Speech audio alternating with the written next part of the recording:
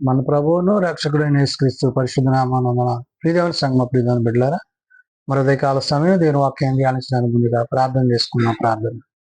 కృపగల తండ్రి దయగల యేసయ్య, నీ బంగారు పాదాలకు లెక్కలేని వందనాలు, స్తుతులు, స్తోత్రములు. గతించిన రాత్రి అంతా నీ రెక్కల చాటును కాచి కాపాడి సంరక్షించిందేవా.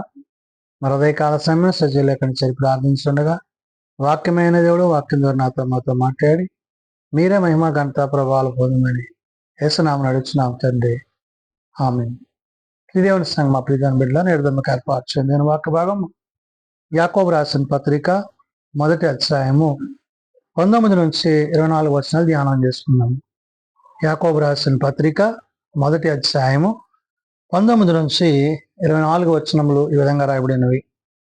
నా ప్రియ సహోదరులారా, మీరు ఈ సంగతి ఎరుగుదురు గనుక ప్రతి మనుష్యుడు వినుటకు వేగిరపడువాడును, మాటలాడుటకు నిదానించువాడును, కోపించుటకు నిదానించువాడునై ఉండవలెను. భక్తుడైన యాకోబు చెదరిన దేవుని యొక్క ఇశ్రాయేలు 12 గోత్రాలకు, అంటే ఎవరైతే దేవుని సమ్ముఖమందు దేవుని సమక్షమున దేవుని యొక్క ప్రేమకు దొరస్తులై ఉన్నారో వారు తిరిగి దేవుని ప్రేమలో కొనసాగింపబడవలసి ఉన్నదనే విషయాన్ని గుర్తు చేశాడు. కాబట్టి ఇక్కడ వాక్య ప్రకారము ప్రవర్తించువారై ఉండుడి అంటున్నాడు. అంటే శరీరానుసారంగా కాక ఆత్మ సంబంధమైన కృపావరాల చేత దేవుని వాక్యమునందు, వాక్యపు వెలుగునందు, దేవుని మాట చేత ఏ విధంగా జీవించాలో చెప్తున్నాడు. అందుకనే నా ప్రియ సహోదరులారా, మీరు ఈ సంగతి ఎరుగుదురు గనుక, అంటే దేవుని మాటలు, దేవుని ఉద్దేశాలు మీరు ఎరిగి గ్రహించి జీవించిన వారై ఉండి వాటి విషయంలో మీరు ఏమై ఉన్నారో గుర్తు చేస్తున్నాడు. గనుక ప్రతి మనుష్యుడు వినుటకు వేగిరపడువాడు అంటున్నాడు. అంటే వినుట వల్ల విశ్వాసం కలిగేది, ఆ విశ్వాసము దేవుని వల్ల కలిగేదిగా ఉండాలి. ఆ విశ్వాసములో మీరు ఏమై ఉన్నారంటే పాత్రదారులై ఉన్నారు. అంటే దేవుడు తనకు అనుగ్రహించిన దాన్ని బట్టి, దేవుని ద్వారా మీరు పొందుకున్న దాన్ని బట్టి, మిమ్ములను బట్టి ఇక్కడ యాకోబు అంటున్నాడు, ప్రతి మనుష్యుడు వినుటకు వేగిరపడువాడును, మాట్లాడుటకు నిదానించువాడు అన్నాడు. అంటే వినదానిని గ్రహించి ఏది మాట్లాడాలో అది గ్రహించి మాట్లాడాలి. అంటే ఏది పడితే అది మాట్లాడక, అంటే దేవుని విషయంలో, దేవుని ఉద్దేశంలో మన మాటలు కొద్దివై ఉండాలి అనే విషయాన్ని ఇక్కడ యాకోబు గుర్తు చేస్తూ, మాటలాడుటకు నిదానించువాడును, కోపించుటకు నిదానించువాడనై ఉండవలని అంటాడు. అంటే నీవు సహనం కలిగి దేవుని యొక్క ఉద్దేశాల చేత, ఆలోచనల చేత నీవు తగ్గింపబడవలసి ఉన్నది, ఆయన హెచ్చవలసి ఉన్నది. కాబట్టి దేవుని సముఖమందు నీవు ఎట్టి రీతిగా నీ ఆలోచనలు, తలంపులు, ప్రవర్తన, మాట తీరు ఉంటుందో దాన్ని బట్టే తీర్పు దినాన దేవుని యొక్క సింహాసనమును మనము కోల్పోయే పరిస్థితులు ఉంటాయి. కాబట్టి ఇక్కడ యాకోబు చెప్తున్న మాట, మాటలాడుటలో నిదానించువాడు అనాలి, కోపించుటకు నిదానించువాడనే ఉండాలి. అంటే నీ మాట తీరులో, నీ ప్రవర్తనలో నిన్ను నీవు సరి చేసుకుని దేవుని యొక్క చిత్తానికి, దేవుని యొక్క ఉద్దేశానికి నీవు లోబడాలి. కాబట్టి ఎందుకనగా నరుని కోపము దేవుని నీతిని నెరవేర్చదు అంటున్నాడు. అంటే నువ్వు కోపించడం వల్ల నీ హృదయంలో ఏదైతే నువ్వు అభద్రతా భావాన్ని కలిగి ఉన్నావో దానివల్ల నీవు దేవుని నీతిని నెరవేర్చలేవు అంటున్నాడు. అంటే నీవు తగ్గింపబడకుండా, నువ్వు హెచ్చింపబడుతూ నీ ఆలోచన ప్రకారం, తలంపుల ప్రకారం నువ్వు జీవించినట్లయితే గనక ఆ నిత్యరాజ్యాన్ని నీవు పొందలేవు అనే విషయాన్ని యాకోబు గుర్తు చేశాడు. అందుకని ఇక్కడ అంటున్నాడు, ఎందుకనగా నరుని కోపము దేవుని నీతిని నెరవేర్చదు అంటున్నాడు. నీ కోపము నీకేమవుతుందంట, ఆయన నీతిని నెరవేర్చకుండా అడ్డుపడేదిగా, ఆటంకంగా ఉంది. అది నీ హృదయంలో నుంచి తొలగించుకోమంటున్నాడు.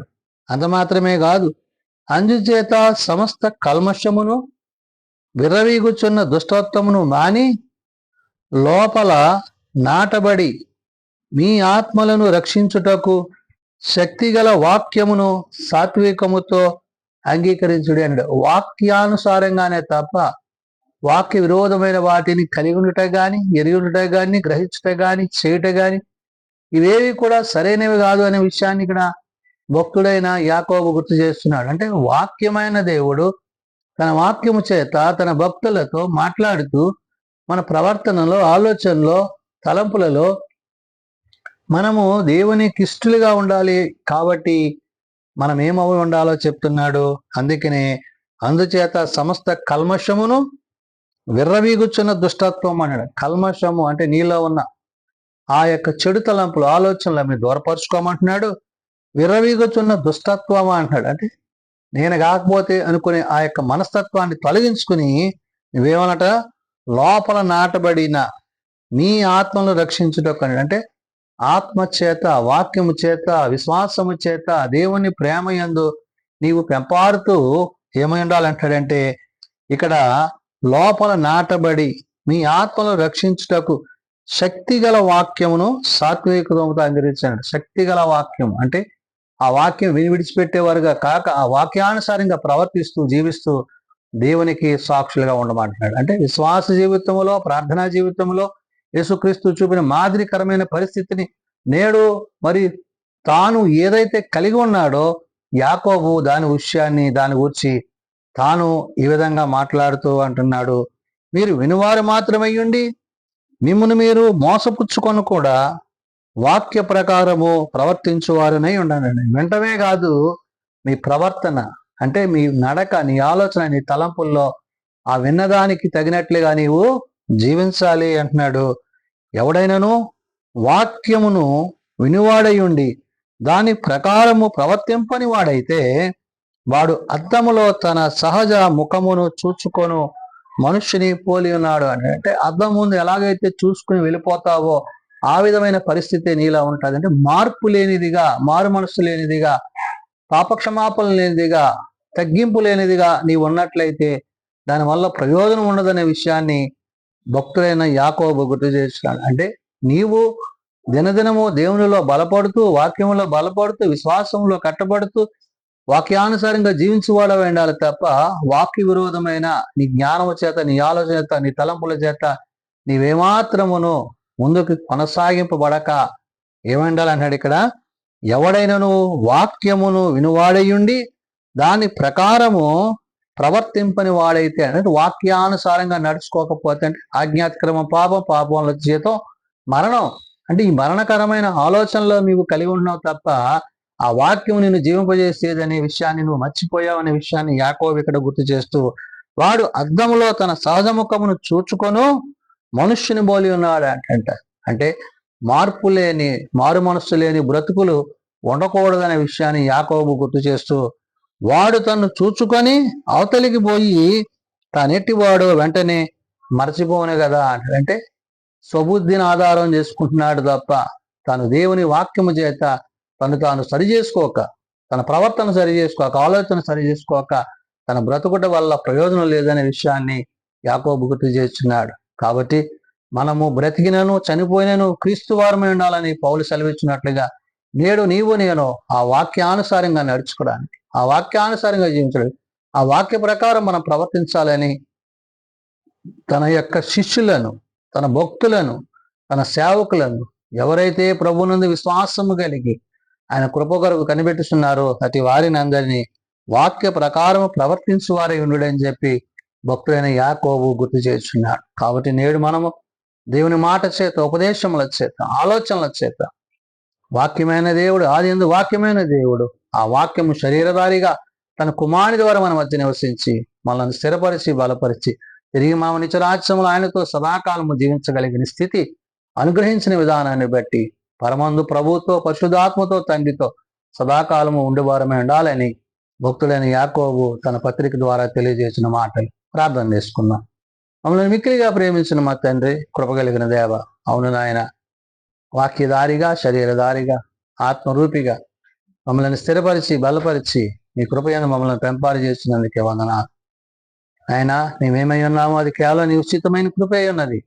కాబట్టి నాయన నీ కృప చేత రక్షింపబడ్డ మేము ఆ కృపాసాధనములను కలిగిన వారముగా నీ యందు స్థిరమైన మనస్సు కలిగి మమ్మల్ని మేము తగ్గించుకొని మిమ్మల్ని హెచ్చించు నీలో జీవించగలిగిన కృప మాకు దయచేయండి. బలహీనలను బలపరచువాడు, రోగులను స్వస్థపరచువాడు, హాస్పిటల్స్ దేనిలో వద్ద పడిన వారిని బట్టి లేవని ఎత్తువాడు. ఎవరైతే నాయన ఇంకా నేను ఎరుగక తెలియక తమ హృదయాలు కట్టిన పరుచుకుంటాను అటు వారికి మారు మనసు పాప క్షమాపణ దయచేయండి.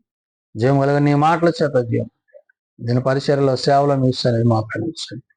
అయా జన్మదినాలు, వివాహ దినాలు, గుడికల కుటుంబాలు ప్రత్యేకపరిచండి. తప్పిలను పోగొట్టుకున్న కుటుంబాలను ఆదరించండి. జరగబోయే భూస్థాపన కార్యక్రమాలు, ఇతర కార్యక్రమాల్లో సమస్త విషయాల్లో మీ సహాయం కుటుంబాలకు అనుగ్రహించి మీరే మహిమ గంట వాళ్ళు పొందుకోవాలి.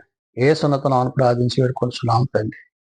ఆమె పరలోక బంధన మా తండ్రి, నీ నామం పరిశుద్ధపరచబడుగాక, నీ రాజ్యం వచ్చుగాక, నీ చిత్తం పరలోకం నెరవేర్చినట్టు భూమి మీద నెరవేరుగాక. మానదనాడు మాకు దయచేయం. మళ్ళీ ప్రార్థన చేసిన వారిని మేము క్షమించిన ప్రకారం మా ప్రార్థన క్షమించి శోధనలతో ఏకాదశిలో తప్పించు. రాజ్యము, శక్తి, మహిమ నిరంతరం నీవేనా తండ్రి. ఆమేన్. మన పరమ తండ్రి అయిన దేవుని ప్రేమ, ప్రభువైన యేసుక్రీస్తు కృప, ఆదరణకర్త అయిన పరిశుద్ధాత్మ సహాయము సదాతోడండి సంరక్షించునుగాక. ఆమేన్.